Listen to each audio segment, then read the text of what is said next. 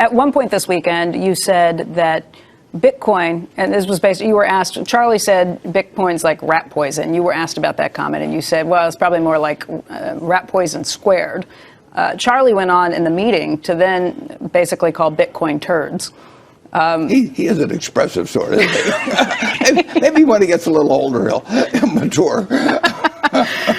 I just want to ask you about that because it sparks so much controversy, and particularly on Twitter and some of the places where you might expect people who are trading in cryptocurrency to be pretty loud about what they heard. What is it about Bitcoin that gets you guys so fired up? Well, when you buy a farm, you look at the crop every year and what prices are, and you decide whether it was a satisfactory investment. I mean, you look to the asset itself and what it produces for you. When we buy a business, we look at what the business earns and decide how we feel about it in terms of what we paid. But we are buying something that at the end of the period, we not only have what we bought in the first place, but we have something that the asset produced. And when you buy non-productive assets, all you're counting on is whether the next person is going to pay you more because they're even more excited about another next person coming along. But the asset itself is creating nothing. One of the interesting things, for example, is gold. If you go back to the time of Christ and you look at how many hours of labor you had to give up in order to buy an ounce of gold, and you take it forward to now, you'll find the compound rate maybe 1/10 or 2/10 of 1%. You know, and then you have to insure it during that time and make sure somebody doesn't steal it from you and everything. But it doesn't produce anything.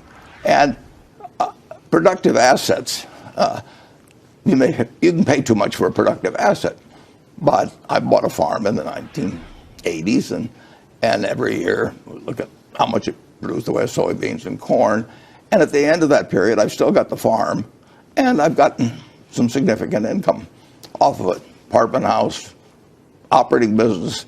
But if you and I buy various cryptocurrencies, they're not going to multiply. They're not going to be a bunch of rabbits sitting there in front of us. They're just going to sit there.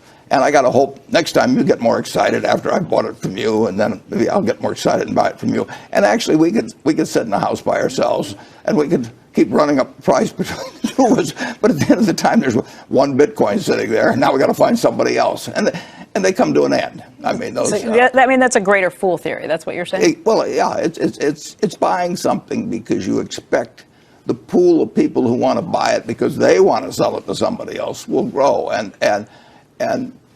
it's wonderful because it does create a rising price. Does create more buyers, and people think I've got to get in on this, and it's better if they don't understand it. That's the other thing about non-productive. If you don't understand it, you get much more excited than if you understand it. I mean, if you buy a bond that says it's going to pay you 4% a year, you're not going to get any pleasant surprises. She's going to pay you 4% a year.